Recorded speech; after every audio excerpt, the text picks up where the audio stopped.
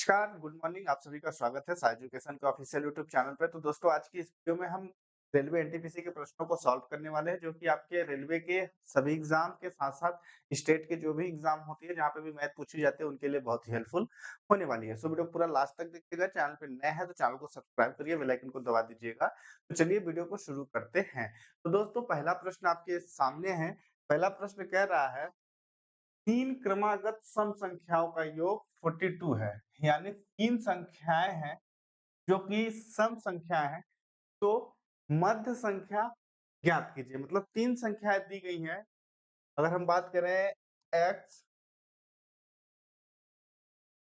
पहली संख्या है x, दूसरी संख्या x1 और दूसरी संख्या x2 मान लें। तो इसके में हमें मिड वाली संख्या हमें ज्ञात करनी है कि मध्य की संख्या क्या है। तो इस प्रश्न को आप कैसे सॉल्व करेंगे? हम इसको बहुत ही बेसिक कांसेप्ट के साथ सॉल्व करने वाले हैं। तो देखिएगा, सबसे पहले अगर हम बात करें कि 42 है, तो हम पहली संख्या को x मान लें, दूसरी संख्या को भी x मान लें, तीसरी संख्या को भी x मान लें। इन सभी का सम है 42। अगर हम इन तीनों को जोड़ेंगे तो 3x होगा और 42 हमारा जो है इनका योग दिया गया है। तो x को एक तरफ करके 42 डिवाइडेड बाय 3 कर देंगे। 3 से जब काटेंगे, 3 एक कम 3 चौको 12। x का मान हमको 14 आ गया। x का मान 14 का मतलब हमारी जो मिड वाली संख्या इसमें 14 मानेंगे, यानी 14 इस प्रश्न का सही उत्तर हो जाएगा। इस तरीके से हम ऐसे प्रश्न या इस टाइप के क्वेश्चंस आए तो सॉल्व करेंगे। बहुत ही बेसिक कांसेप्ट है। इस तरीके से आप आसानी से ऐसे क्वेश्चंस को सॉल्व कर सकते हैं दोस्तों। फिर प्रश्न क्रमांक 2 आपके स्क्रीन पे है।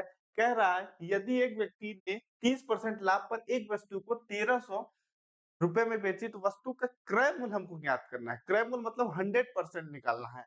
क्योंकि दोस्तों देखिए क्या होता है, प्रॉफिट एंड लॉस के में प्रॉफिट हुआ, हमारा जो प्रिंसिपल अमाउंट है उसमें उसको हम ऐड करेंगे, जोड़ेंगे, और लॉस हुआ तो उसी प्रिंसिपल अमाउंट से माइनस करेंगे। मतलब अगर हम बात करें, देखिएगा 100% अपने आप में हर एक चीज की वैल्यू 100%। 100% मतलब हमने कोई प्रोडक्ट, जैसे ये पेन है, इस पेन का 10 रुपए अगर अमाउंट हमने हमारी लागत मूल्य हुई है, तो लागत मूल्य हमारा जो है ये 100% हो गया। मतलब ये जब जो 10 है, ये हमारा प्रिंसिपल अमाउंट है। प्रिंसिपल अमाउंट है। प्रिंसिपल पे हमेशा प्रॉफिट एंड लॉस कैलकुलेट किया जाता है। इस पे अगर हमको प्रॉफिट होगा, तो इस 100 में प्लस होगा, और लॉस होगा तो इस 100 में माइनस होगा। तो ये इसका जो है मुख्य कांसेप्ट होता है। अब चूँकि देखिएगा, ये जो 30% है, ये प्रॉफिट है, जबकि 1300 रुपए में बेचा गया। तो मतलब कहने का है कि 1300 जो है हमारा, ये इसमें 100% मतलब इसमें 100% प्लस ये 30% भी ऐड है। तो मतलब अगर हम कहें 1300 जो है ये 130% है, तो इसका हमको 100% निकालना है। 100% निकाल देंगे तो 13 दाहम में मतलब 10 बार में ये कट जाएगा। फिर जब इसको हम इंटू कर देंगे इससे, 10 गुना में 100 कर देंगे, तो 1000 इस प्रश्न का सही उत्तर हो जाएगा। मतलब एक्चुअल में उस प्रोडक्ट की लागत मूल्य 1000 है, जिसको बेचा गया है 1300 रुपए में। तो ऐसे क्वेश्चन इस तरीके से सॉल्व किए जाते हैं। प्रश्न क्रमांक 3 आपके सामने है। कह रहा है 9 औरत एक कार्य को 50 दिनों में पूरा कर सकती हैं। यदि 6 औरत और बढ़ा दी जाएँ, तो कार्य कितने दिनों में पूरा होगा? ये हमें ज्ञात करना है। तो सबसे पहले 9 औरत जो है, 9 औरत 50 दिन में। तो देखिएगा, हम क्या करेंगे, 9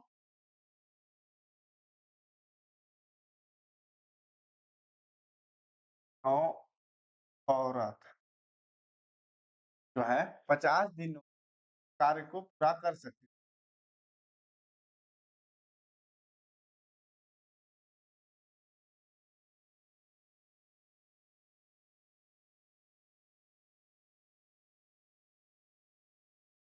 ये प्रश्न कह रहा है। हम इसको क्या करेंगे, 9 गुणे 50 करेंगे तो हमको कुल कार्य यहाँ से निकल जाएगा। 3 इंटू व्यक्ति अगर हम कर दें, डे इंटू मेन या वुमेन जो भी दिया गया, तो 9 पन्ना 45, 450 टोटल वर्क है। ये हमको जो मिला ना टोटल वर्क मिला। कुल कार हमको मिला है 450, मतलब जो 9 महिलाएं हैं 50 दिन में करती हैं, तो टोटल कार कितना हो गया? 450 कार है। 450 कार है। अब इसमें कह रहा है 9 औरत के साथ-साथ 6 औरत को और बढ़ा दिया जाए। तो 9 प्लस 6 औरत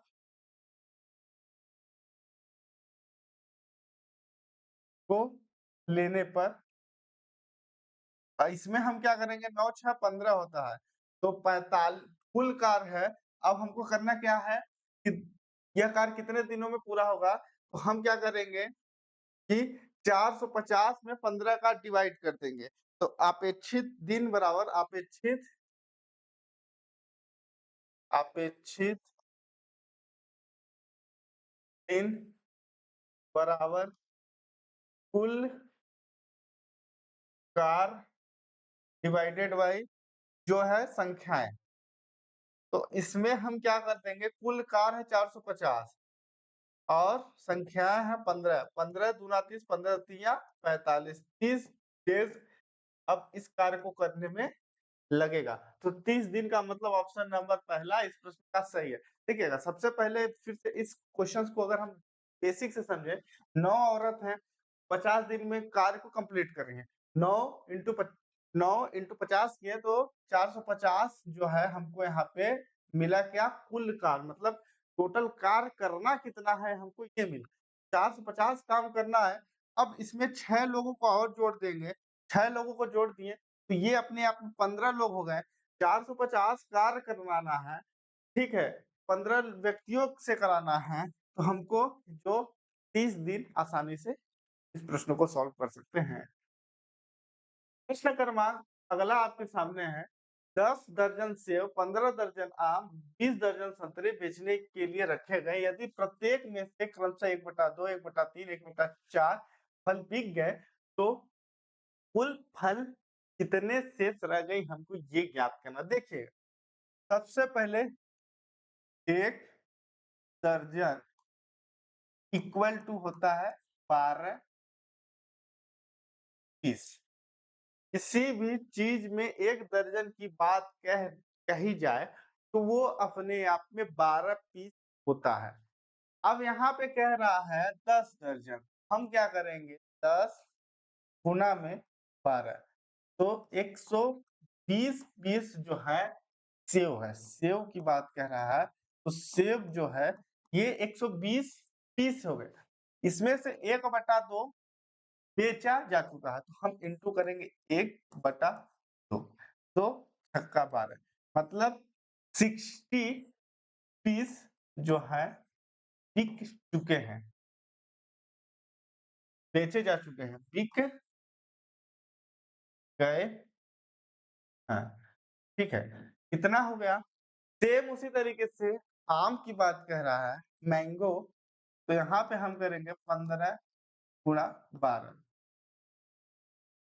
15 इंटू 12 जब हम करेंगे तो यहाँ पे हमको मिल जाएगा 180, सॉरी 180, 180।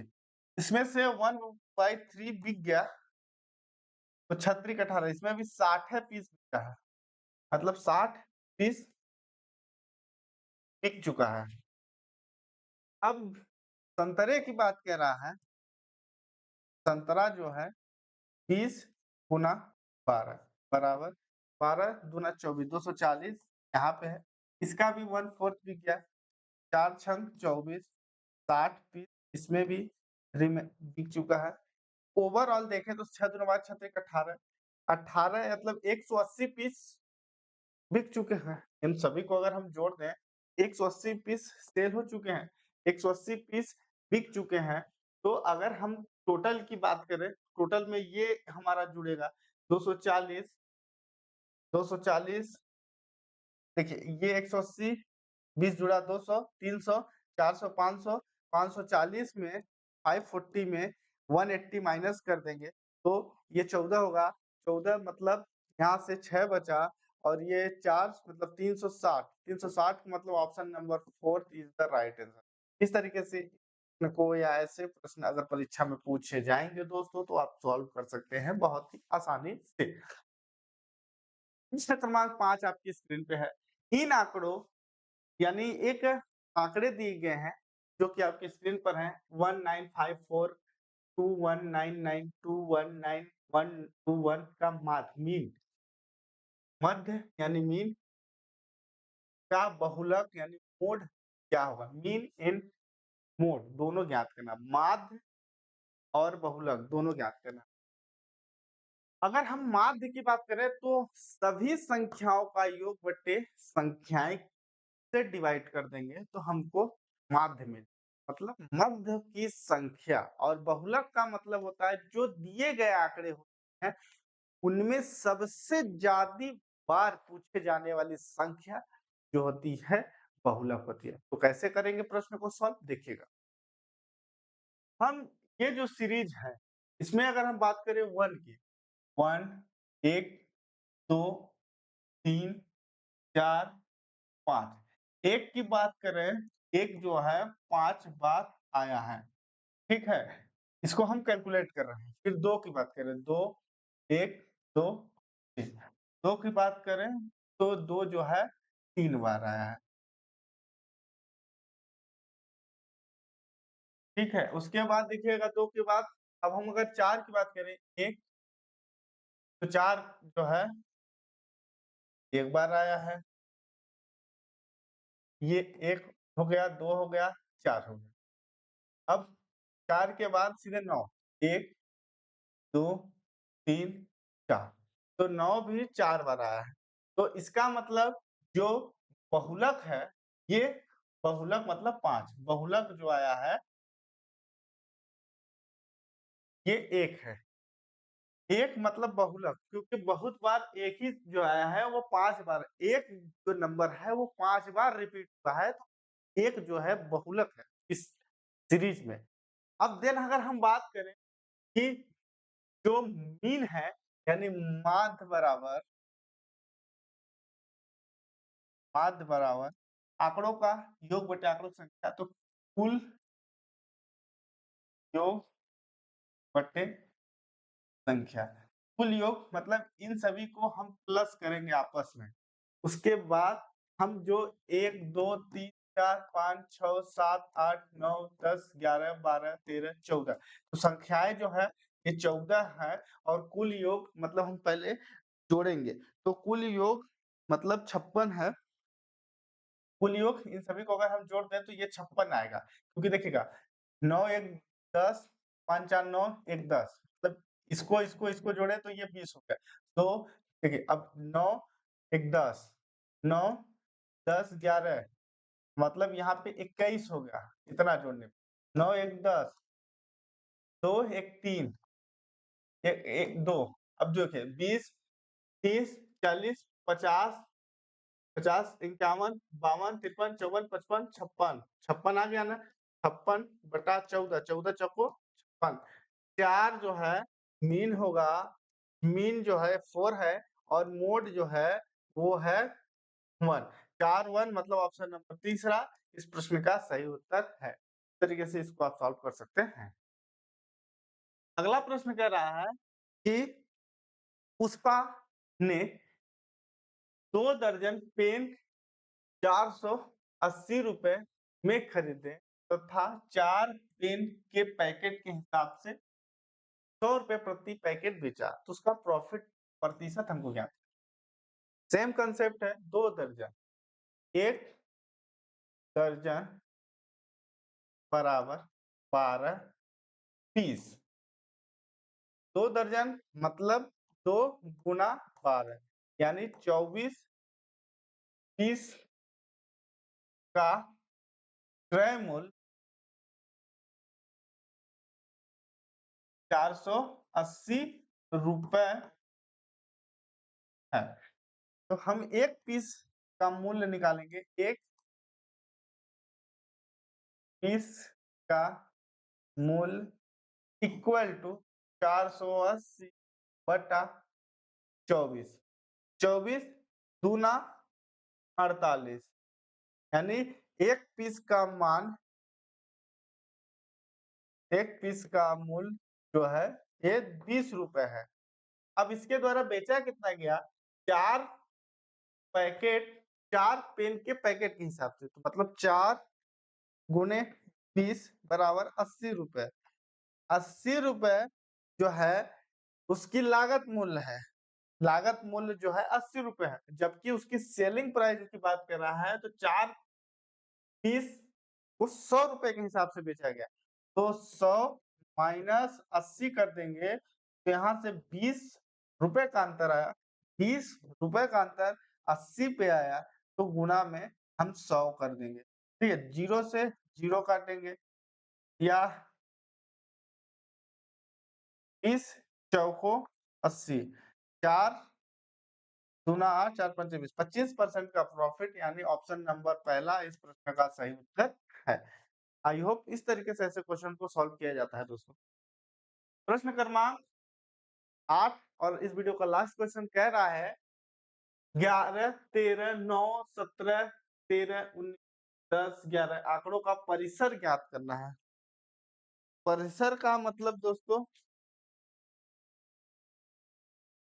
सबसे बड़ी संख्या और सबसे छोटी संख्या का हमको अंतर निकालना होता है।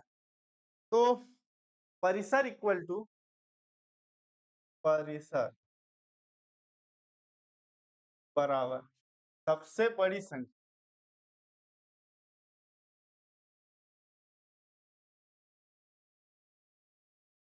माइनस छोटी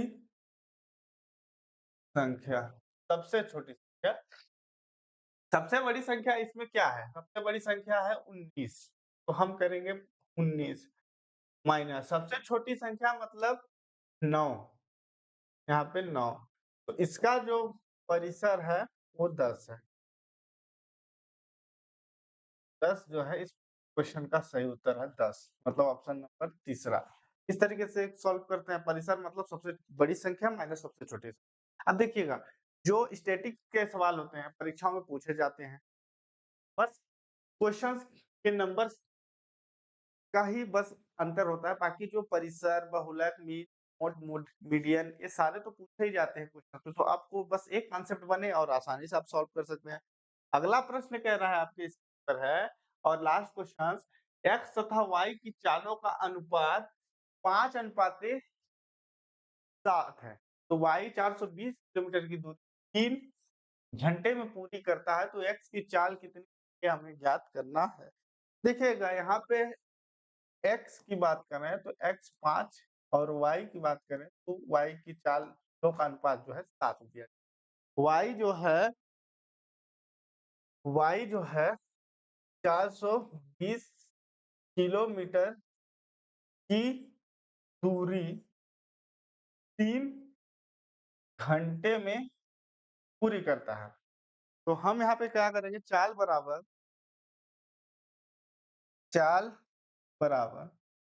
दूरी बटा में समय कर, ठीक। चाल हमको ज्ञात करना है, दूरी है 420, समय है 3 घंटा, 3 एकम 3 चको 12,